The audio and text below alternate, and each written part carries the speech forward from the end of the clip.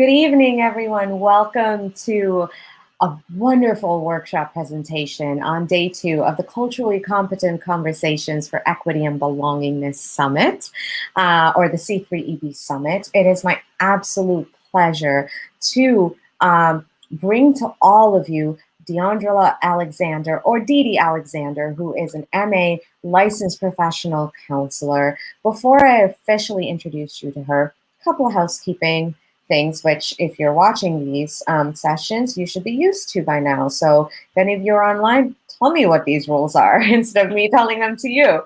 But just kidding. Please make sure you comment on YouTube or our Facebook page, whether you're watching this live or later. I will make sure that the comments get to DeDe, and so she can respond to them directly herself. You can find DeDe's contact information on our website under the speaker section. So that you can contact DeDe directly.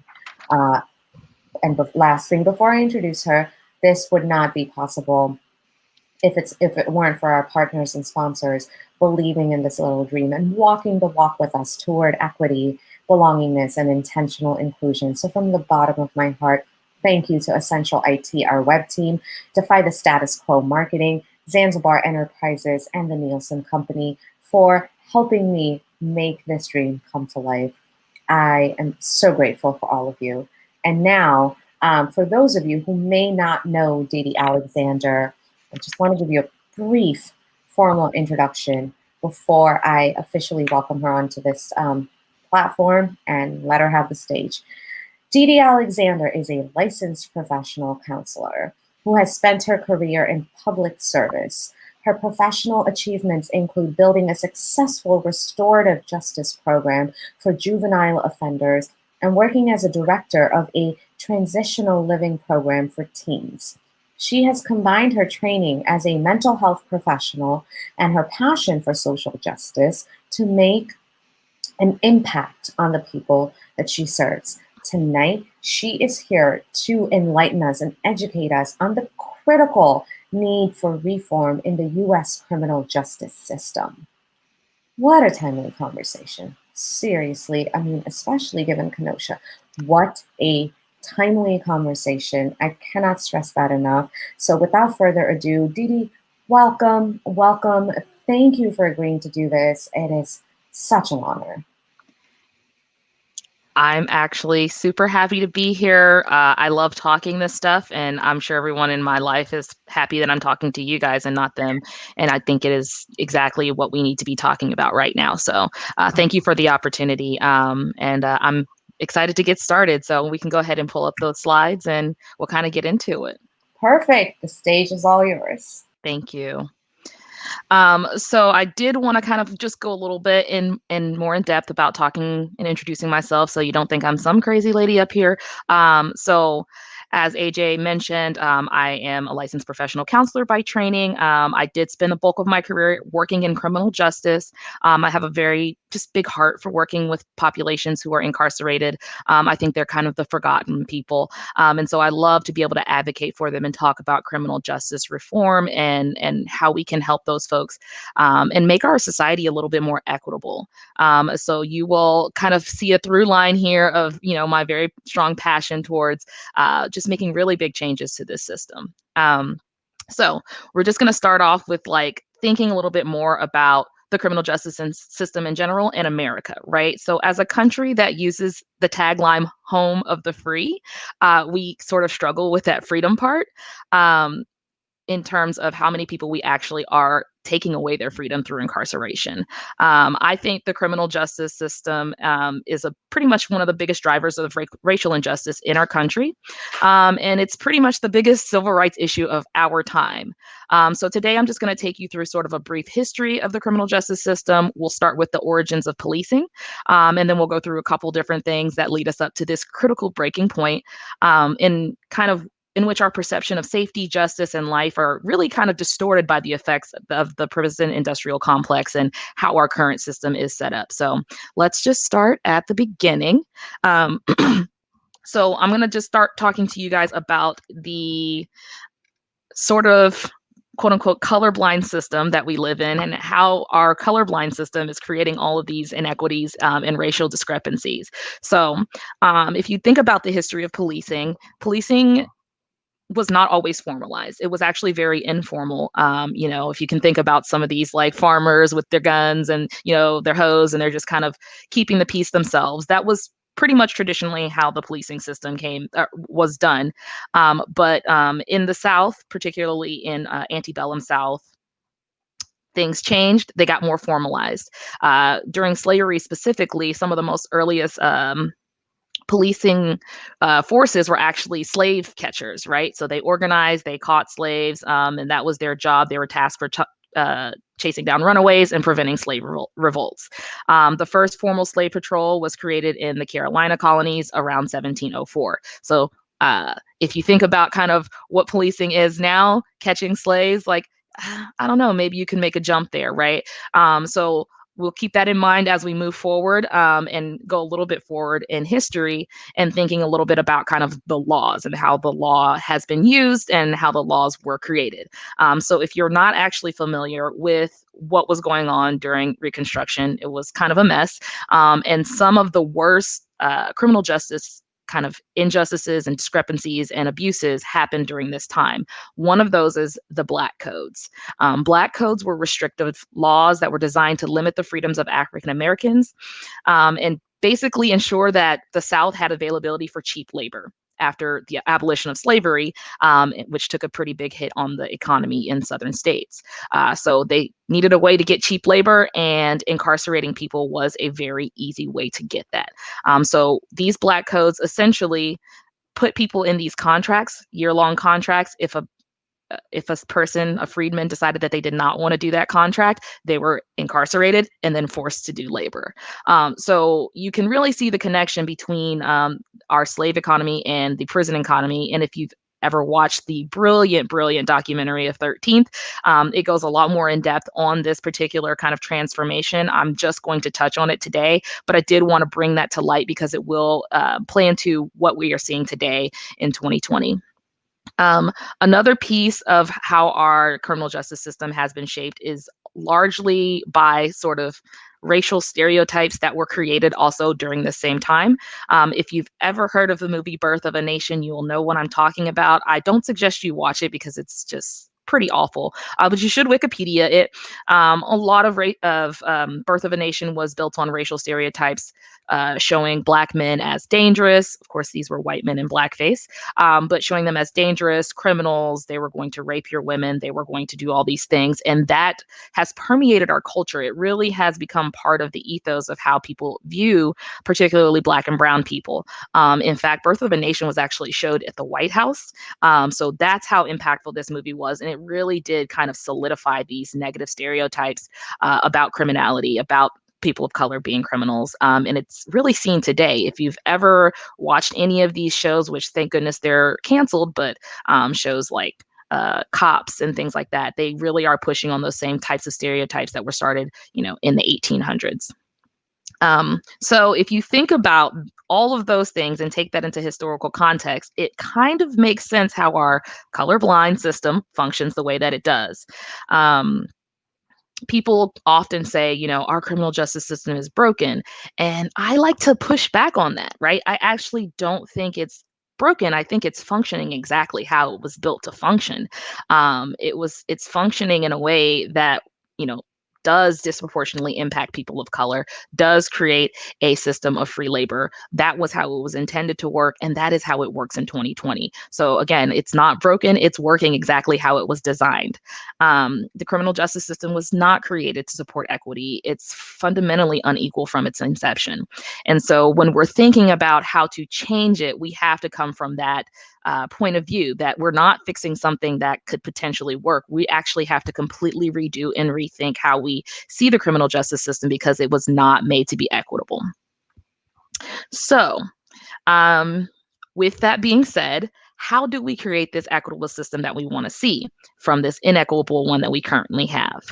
It's a very complex question, and I've decided to address it in terms of really big ideas rather than kind of like minutia policy details, right? I'm not really, I don't think you guys are here to hear that. I think you guys want to hear the big picture, the big ideas, and just start to think differently about it. So the four really big pieces that I have come together to bring to you guys today is about reducing incarceration, de-incentivizing the current system, focusing on restorative justice rather than punishment, and healing the communities and making restitution. So we're just going to start with reducing incarceration. And this is where I'm just going to talk a little bit more about how reducing incarceration improves our equity. We cannot achieve equity without a commitment to reducing our incarceration rates. If there was just one thing that we could do right now and just completely change the system and make it a lot more equitable, it would be to reduce our incarcerated levels. About 2.3 million people are locked up in America right now. So to put that in perspective, the USA makes up about 5% of the global population, but we have 25% of all incarcerated people in the world. So 1 in 4 people who are locked up on the earth, on this planet, are here in America. On top of that, there are another 4.5 million people in our criminal justice system, whether that be probation or parole. So we're talking a very large, very complex system with lots of people entangled in it. And so we wanted to reduce that number ultimately. And while those statistics are probably pretty sobering, they're going to get a lot more sobering right now because when you look at the racial discrepancies in the system, it gets much bleaker. So if we look at our population, about 32% of the US population are either identify as being African American or Hispanic. But 56% of our US incarcerated population is African American or Hispanic. So a very kind of disproportionate number of people who are in the system that are people of color, even though we are not the majority of people in America. In 2014, African Americans constituted about 2.3 million of the people who are in the correctional population that includes probation. So we made up about 34% of that population. African Americans are incarcerated at a rate of 5 times that of white Americans. The imprisonment rate for African American women is not better. They're about twice as likely to be incarcerated than white women. Nationally, African American children are disproportionately represented in the juvenile system. They're 32% of those arrested, 42% detained, and 50% of those who are in courts, and 14%, and even though they only make up about 14% of our population. And we'll touch on kind of why these numbers exist in the way that they do and why they're skewed so much. I mean, we've already kind of introduced that, but I did want to mention that the big problem and the big reason for these things is because Black and brown people are more policed than white Americans. They're have more contact with them. They're more likely to have them in their communities. They're more likely to be stopped. They're more likely to be questioned. They're more likely to be, if they are to be stopped, they're more likely to be arrested. And if they are arrested, they're actually more likely to get longer sentences than white Americans. So these inequities actually are kind of built in at every single level, and it causes those kind of numbers that we see. So I do want to take a second to do a little bit of deep dive into the numbers and let you see it kind of graphically, because some people are visual, right? So we're the most incarcerated country on the planet, and here's a little close up of kind of that 2.3 million people. Where are they right now? We've got a little bit over half in state prisons. The other half are split between local jail and federal prisons. And then we've got a little sliver here for our juvenile kids. And so, as you can see, there's a lot of different types of people in the system and all over the criminal justice system in different levels of incarceration. And it is really kind of sobering to just look at the numbers of people that are in each segment. If you look at the chart, you'll actually see that a good amount of the people who are incarcerated are in local jails. So that's your, county, you get pulled over, local jails, right? That's about 630,000 people who are in local jails at any one time. And of those people who are in our local jails, well over half, like 470,000 of them, have not even been convicted of a crime. So we have people who are not convicted locked up right now where we live. And that's a pretty big problem. And you can wonder, how do people get locked up if they haven't been convicted?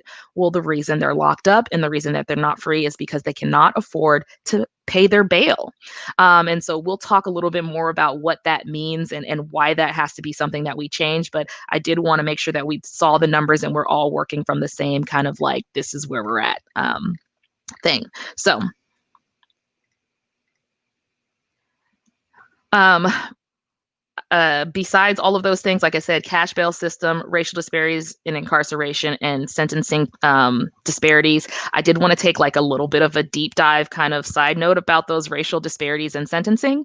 Not only are those, kind of with outside of each race, black and white, different disparities, right? Black men and women who go to court are likely to get sentences that are about 4.2% higher than that of white defendants, even if they have the same exact crime. But even deeper than that, there's actually a difference between the hue of your skin. The darker your skin is, the even longer your sentences get. So once we start controlling for your tone of skin, it can go up to about 5% longer sentences. So it's really kind of baked in those racial kind of discrimination, even within how sentences are given out. So I've spent a little bit of time here talking about all those things that like we need to like that are not great that we probably need to fix. So what are the things that we can actually do to decrease the number of people who are incarcerated in America? This is how you do it. You stop giving prison sentences for low-level crimes. People do not need to be incarcerated for every single crime. Of course, people need to be incarcerated for, certain crimes, but many people who are in our system and who are in our jails and do not need to be there. They are actually there for very low-level crimes. So 39% of people who are incarcerated, that comes out to be about 600,000 people, could be immediately released and pose no danger to society. When I talk about these low level crimes, I'm actually talking, drug possession, things like that, petty theft, marijuana possession, all of those kind of things. Those people do not pose a threat to society, yet they make up about 40% of the people who are incarcerated, and they don't need to be there. So there's one big chunk right there. Additionally, we need to reduce and eliminate mandatory minimums. If you don't know, there are really just, if you do a certain crime, you have to do a certain amount of time, and there is no leeway, no flexibility. And what we have found in the research is that the long sentences, those extremely 20, 30 years, they don't actually rehabilitate you. They don't actually lead people to have less recidivism. In fact, it kind of increases your chances to reoffend once you're out, the longer that you're in. So we need to really look at those mandatory minimums and are they equitable and do they actually do what we think they do, which is reduce crime, because they tend to not actually do that. Other things that they can do is kind of get rid of those, along with the mandatory and minimum sentencing, just essentially cut them down by 25% for like many of the crimes such as robbery and burglary. You can cut those times down and get people out into the streets faster. We can also reduce the three strikes law. That's a thing where if you have three different crimes, that third strike, you get a really long sentence. And the truth in sentencing, which is about how much time you actually have to complete of your sentence. So we can get rid of those long sentences and get a lot of people free. Finally, we've already talked about cash bail. People should not be able to be locked up because they can't afford to get out. It disproportionately impacts people of color. It disproportionately impacts people who are low income. And so ending cash bail system would get rid of a large proportion of those folks who are locked in our local jails. All of these things would definitely need to be applied, not only for the future, but we need to retroactively put those in place so that people who are currently in jail now who could be released will be released. And my final point that I like to make about reducing our prison population is more of a personal plea. As I said, I am a therapist. And so being incarcerated is traumatic. It is a type of trauma that we are inflicting on people. We are separating them from their families. We are separating them from their lives. We're separating them from stimulation, learning, and love. And people do not do well. We are not built to be that way. So the least amount of time that we can incarcerate someone that's how we should do it. So that's the big bulk of it, and probably the quote unquote easiest thing we could do, is just really get rid of a big portion of our prison population. And that would automatically increase the equity within the system. All right. Oop. My computer wants to go backwards. It's okay. I don't know why it won't go forward, guys. All right, well, I'm just going to go off the top of my head because it does not want to cooperate with me.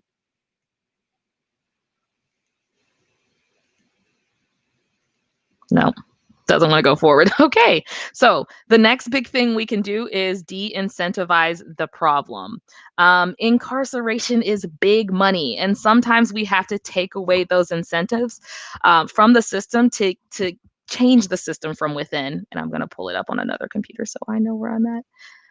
So if we look at the actually the penal system, the prison industrial complex, as I like to call it, we're going to just talk about just the money portions and how we can take that money away and actually create a system that's actually much better for everyone and more equitable. So the first thing that we can do is to take away those kind of, we call them volume-based performance metrics. That's number of stops gets you a promotion, or number of stops keeps you on the force, and all those things, right? We can't be incentivizing people to pull people over, to stop them, to potentially harass them, to potentially discriminate against them. We have to take those volume-based performance metrics out of any of our policing systems and criminal justice systems. Other things that we can do is incentivize law enforcement agencies to decrease racial disparities in their practices. So for instance, if your city realizes that, in my city in particular, 90% of kids who are picked up who are violating our juvenile curfew are children of color. Children of color do not make up 90% of the population, right? But 90%. So to incentivize that, we would want to say, we want to see XYZ decrease. And if you do, you can get a bonus for your police force, right? So we want to incentivize law enforcement agencies to get those inequities out of there.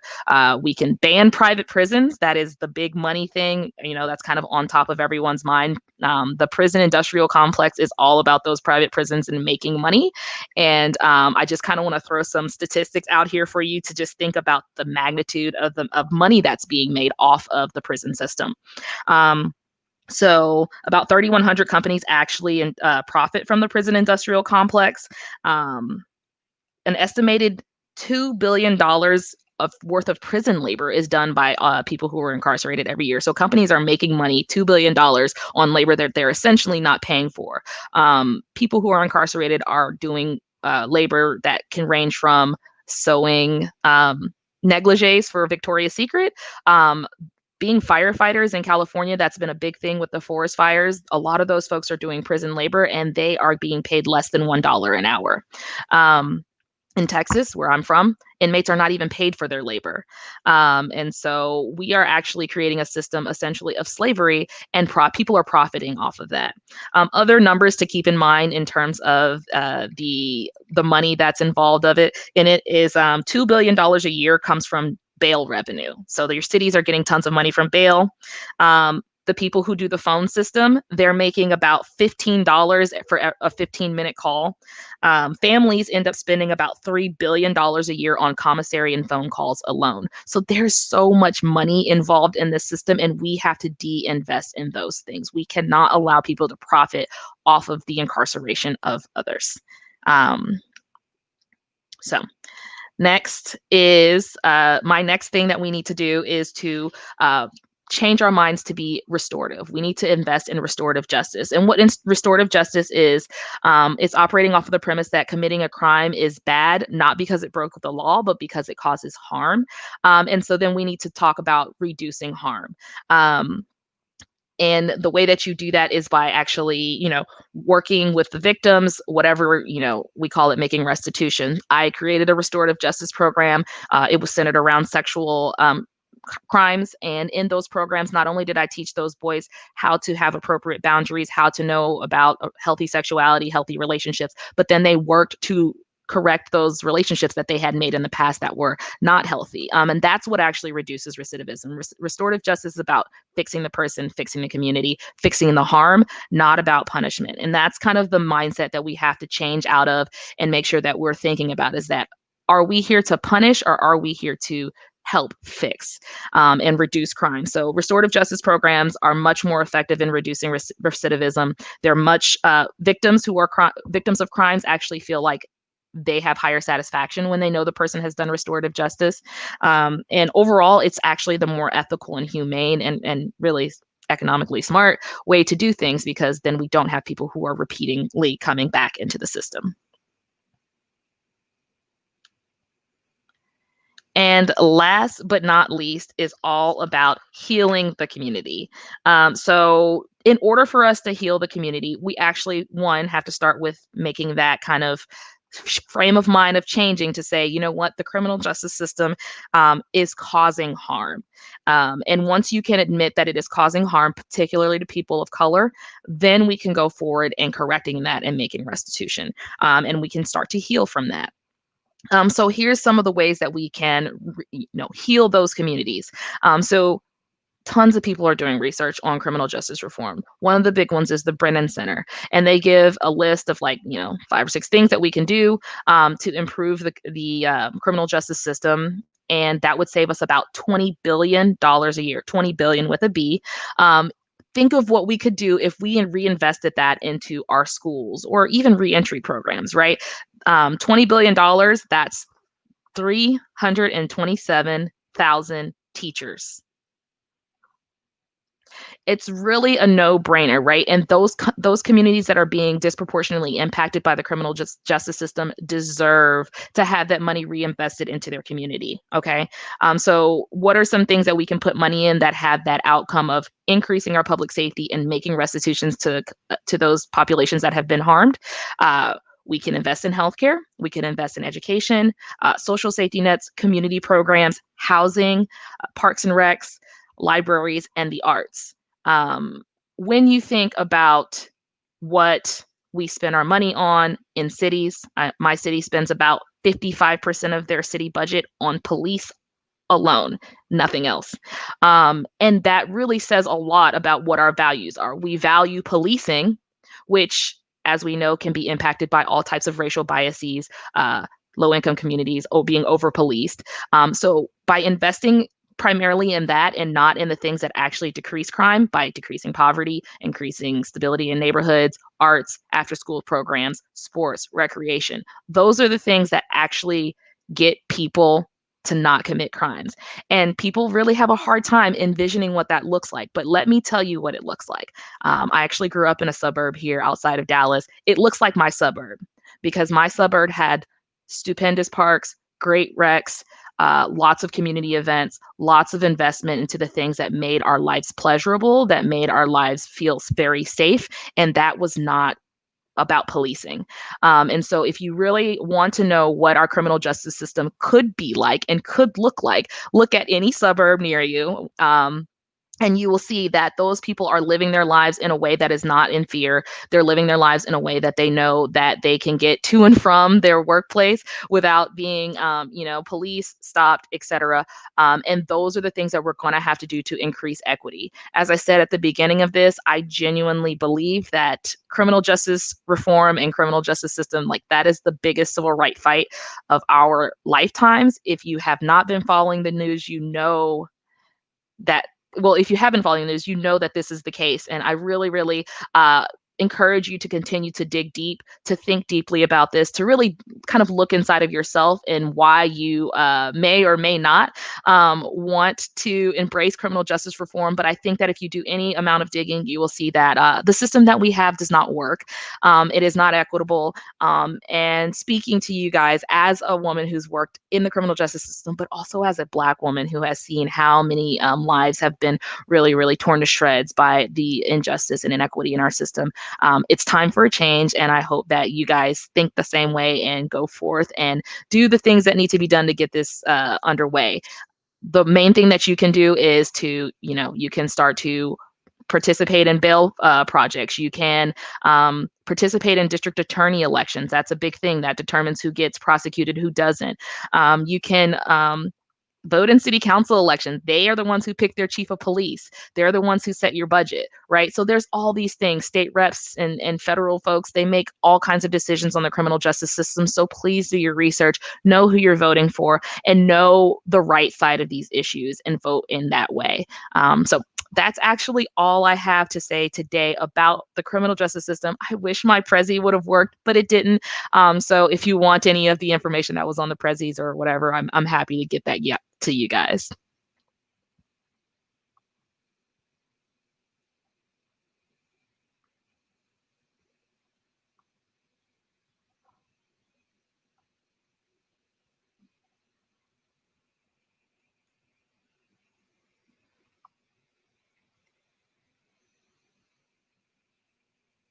All right, and that's actually all I have. AJ, do we have any closing remarks or questions that we came up with during the event?